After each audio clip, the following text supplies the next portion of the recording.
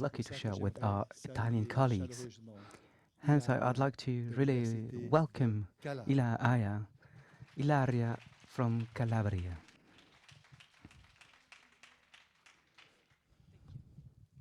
Bonjour à tous et merci beaucoup de m'offrir cette possibilité de partager avec vous notre passion, notre travail de protection de notre triton unique, le triton alpestre et d'autres amphibiens également, qui se trouve vraiment dans un endroit magnifique de notre région, la Calabre. Alors depuis sa description, son identification, ce triton alpestre a été défini comme une relique glaciaire et un unicum de grande valeur biogéographique et de conservation. Il se présente en petite population très localisée, uniquement dans 5 localités du nord de la Catena Costiera, donc en Calabre. Par ailleurs, ce triton se différencie principalement par un nombre de caractéristiques génétiques et morphologiques. Donc, ce triton alpestre vit dans des lacs et dans des étangs qui se trouvent dans des clairières de forêts de hêtres. Par ailleurs, ce triton se trouve dans des sites qui sont dans des zones protégées. Donc ce sont des zones de conservation qui ont été conçues sous la directive Habitat de l'Union européenne.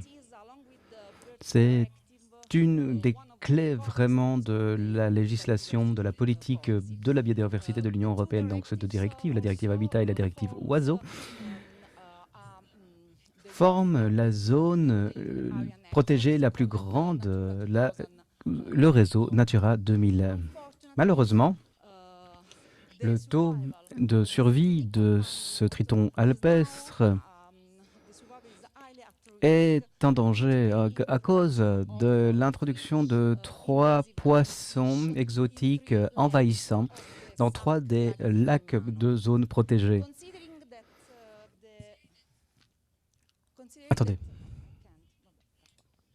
Étant donné que la population est vue comme éteinte dans un des lacs, eh bien, on se retrouve avec simplement 2 sites aujourd'hui, 2 sites qui ne comptent pas de poissons.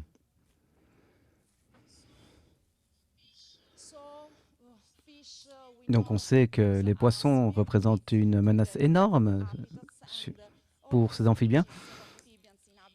Tous ces amphibiens vivaient dans des lacs isolés qui ne possédaient pas la moindre poisson à l'époque. Et donc il y a eu beaucoup de pression, mais il y en a eu d'autres également. Et l'évolution des habitats due à l'envasement, la dessiccation également liée à la hausse des températures et à la sécheresse, et le tourisme excessif qui ont altéré l'habitat. Enfin, nous connaissons des problèmes à cause de la récolte illégale des tritons.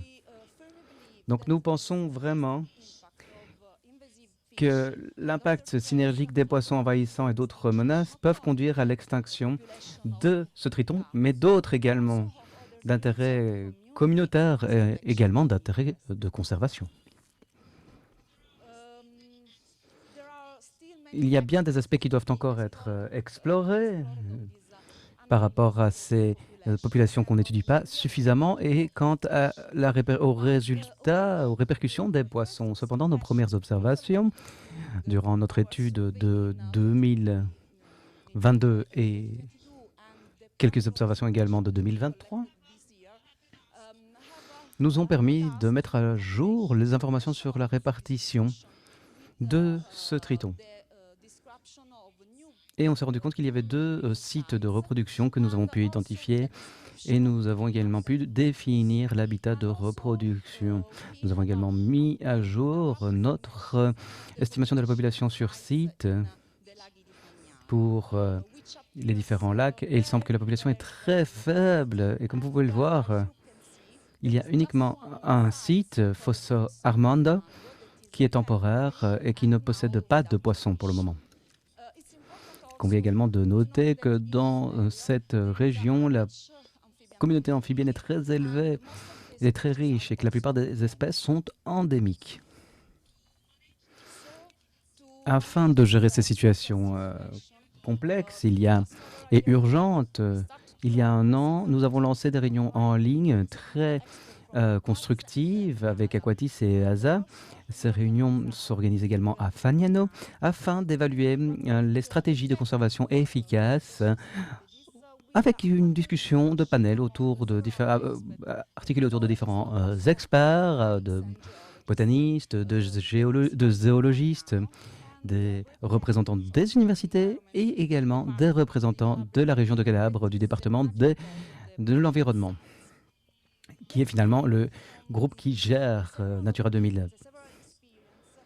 Donc différentes propositions ont été proposées pour des actions efficaces et les autorités se sont engagées à financer un plan d'action afin de protéger les amphibiens et pour gérer la question des espèces de poissons exotiques dans les zones protégées de Laghi di Fagnano.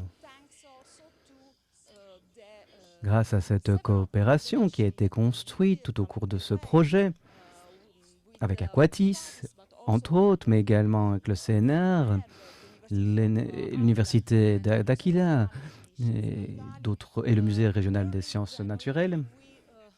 Après de longs processus bureaucratiques, nous avons pu signer un accord.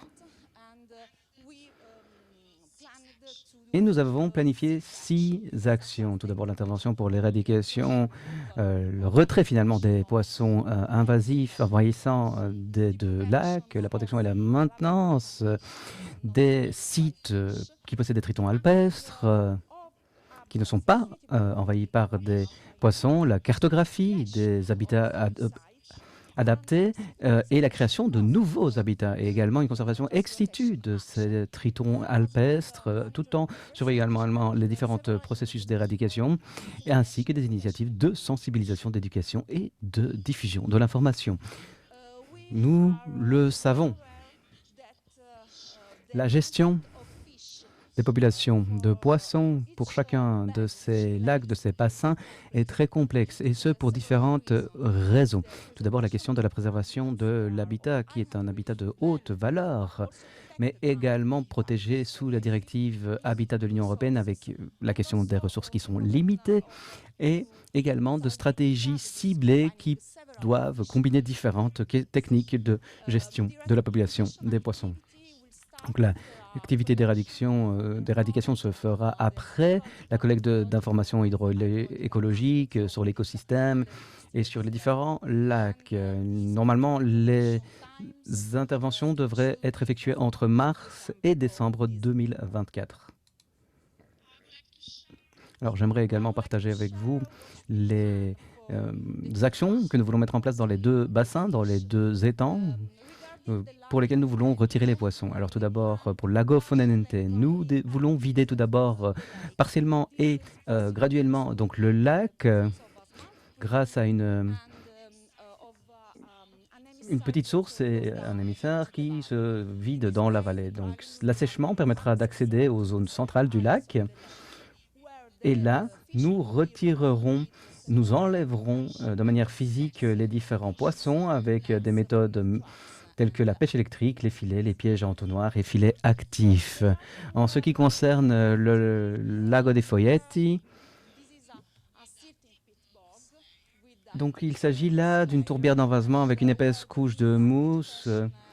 Il y existe des plantes très rares dans le sud. Par ailleurs, c'est également une archive palinotologique unique, donc beaucoup d'informations sur la dynamique de la végétation et du climat de la Locène dans le sud de l'Italie. En 2000, la municipalité a créé un petit barrage en remblai qui a entraîné à la formation d'un étang sous-jacent. Ceci a augmenté la taille de ce lac, ce qui a créé finalement une situation favorable à l'introduction de poissons.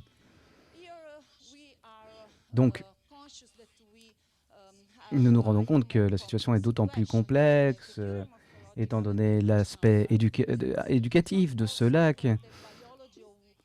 Mais en plus, il y a une biologie de l'un des poissons envahissants que nous avons, qui est l'un des pires possibles. Donc, ce que nous désirons effectuer, c'est de ramener le niveau du lac à l'aspect passé, en, de manière temporaire, déplaçant l'arrivée d'une des sources d'eau et laissant évacuer une autre partie de ce lac. Donc, l'enlèvement des poissons s'effectuera grâce à différentes méthodes mécaniques, mais également grâce au retrait d'une couche de sédiments. J'aimerais également dire ceci. Nous ne savons pas si la discussion sera ouverte avec les autorités.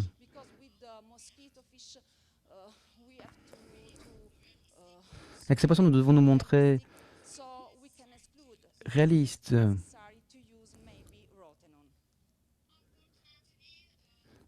Malheureusement, quant au lago des Douameni, il n'y a aucune action qui sont prévues pour le moment pour le retrait des poissons.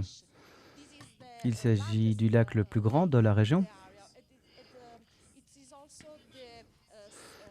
Il est également le symbole emblématique, iconique de la région.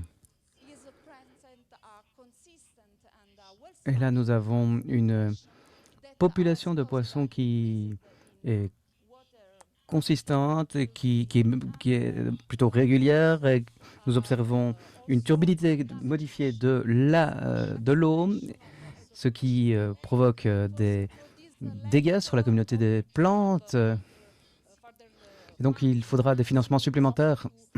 Et là, nous aurons une stratégie spécifique qui sera mise en place pour ce lac à l'avenir.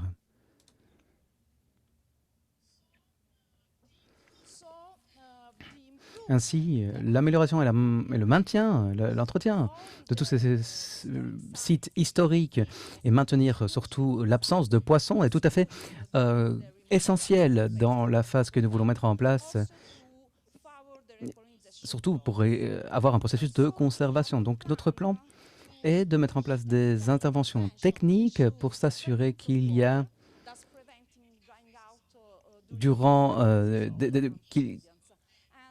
qu'il restera toujours de l'eau, ce qui empêchera la sécheresse totale. Et nous allons également rénover les rives de ces lacs pour réguler les niveaux d'eau. Sur les nouveaux sites, on s'est rendu compte que nous devions mener des études et nous allons procéder à une excavation et un enlever des débris de plantes excessifs, un enlèvement. Donc, par ailleurs, il existe également des étangs artificiels qui vont être créés et qui sont connectés au site historique afin d'offrir un habitat temporaire pour le triton alpestre de Calabre. Et par ailleurs, on pourra les y transférer durant la restauration des habitats. Donc, durant cette phase, eh bien, notre objectif, afin d'améliorer et d'accélérer la mise en œuvre sans attendre les procédures d'autorisation, eh bien, nous avons décidé d'installer donc des points d'eau artificiels qui ne sont pas toxiques.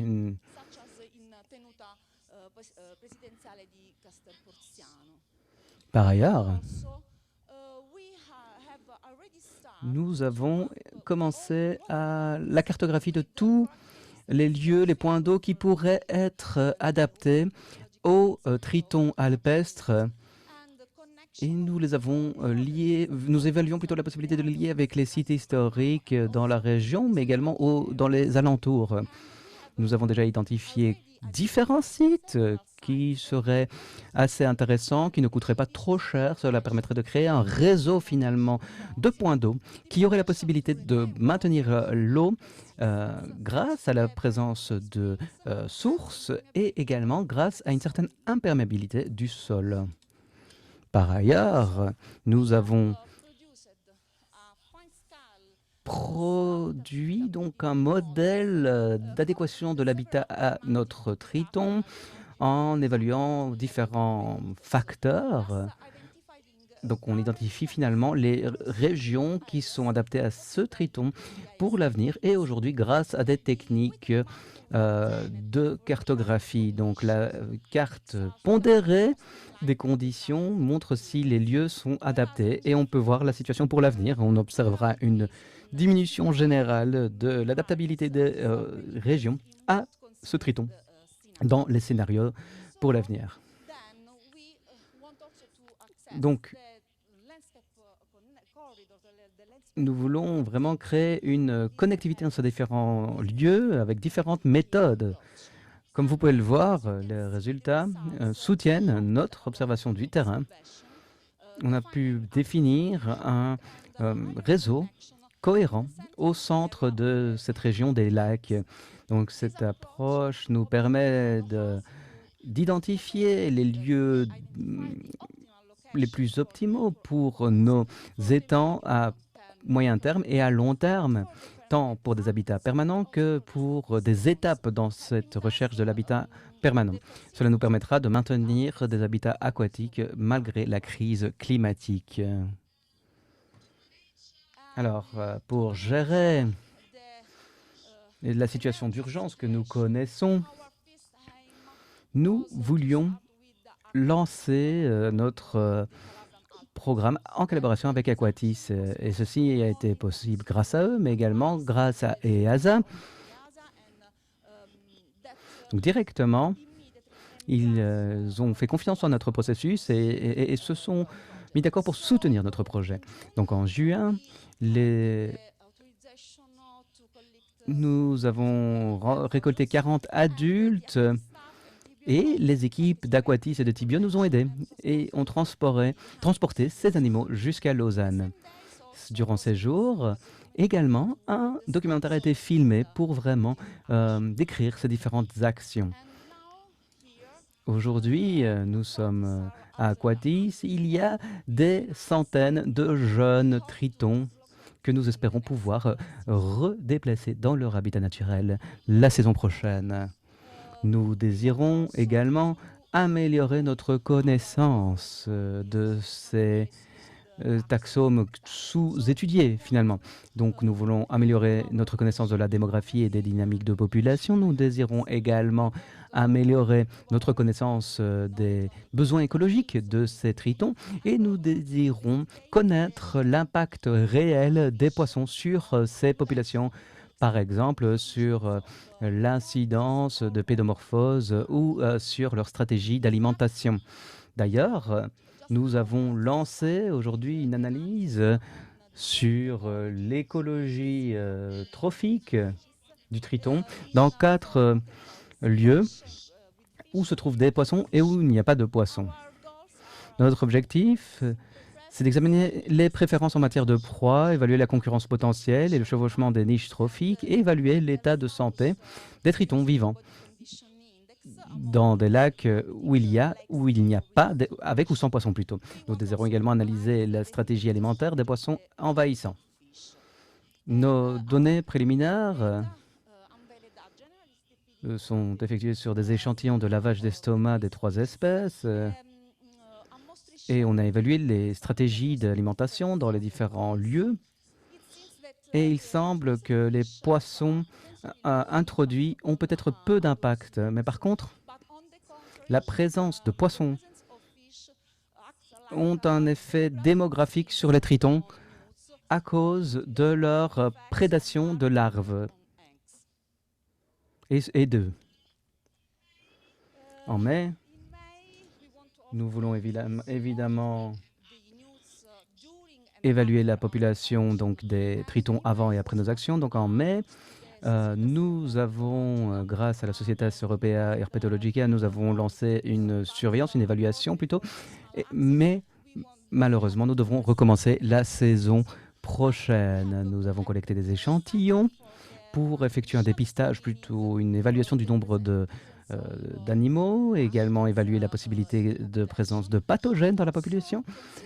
Et face aux défis auxquels nous devons faire face dans ce décompte des populations, eh bien, nous avons mis en place un système normalisé d'échantillonnage qui nous permet d'utiliser des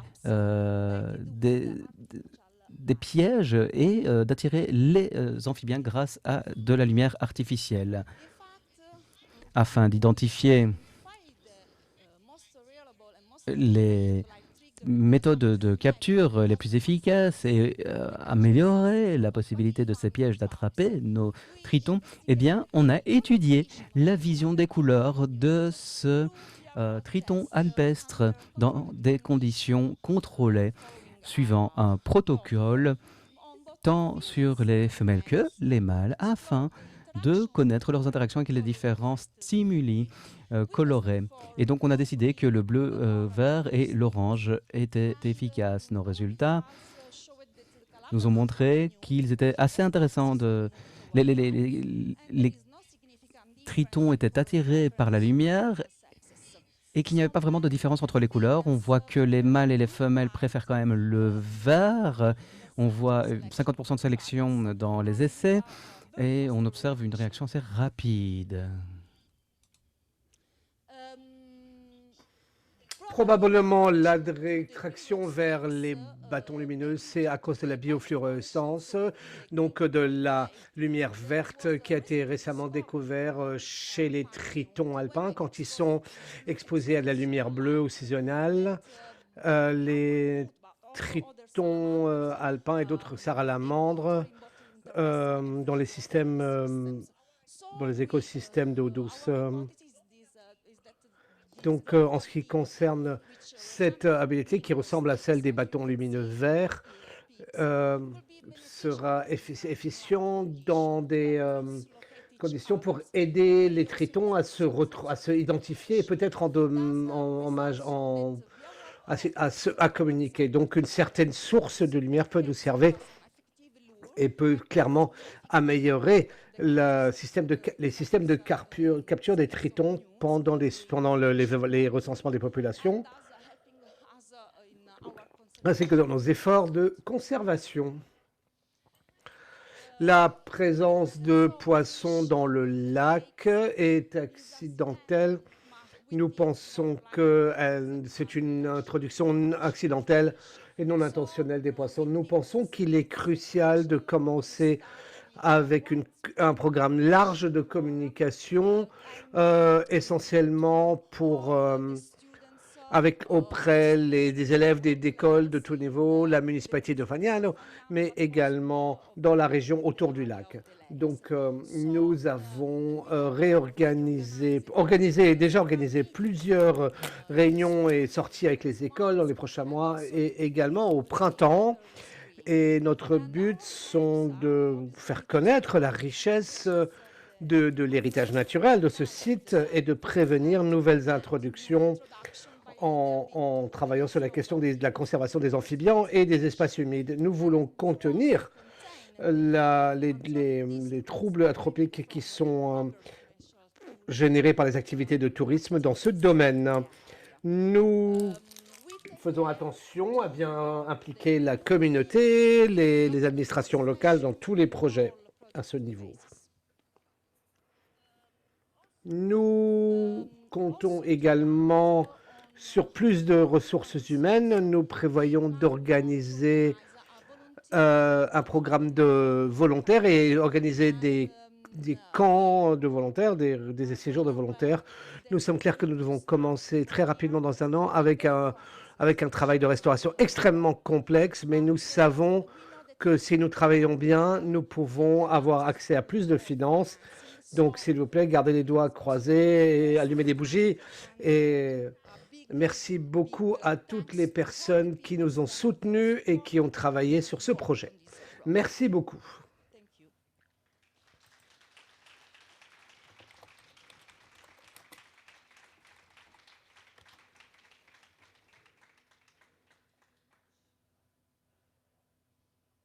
Est-ce qu'il y a des questions?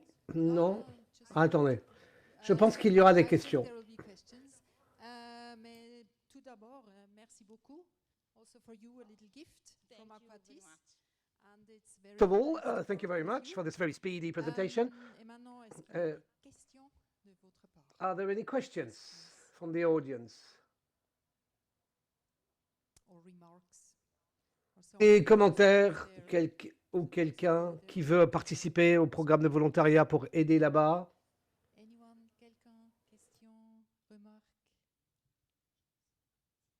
Questions, comments, remarks? Anybody wants to sign up for the volunteer camps?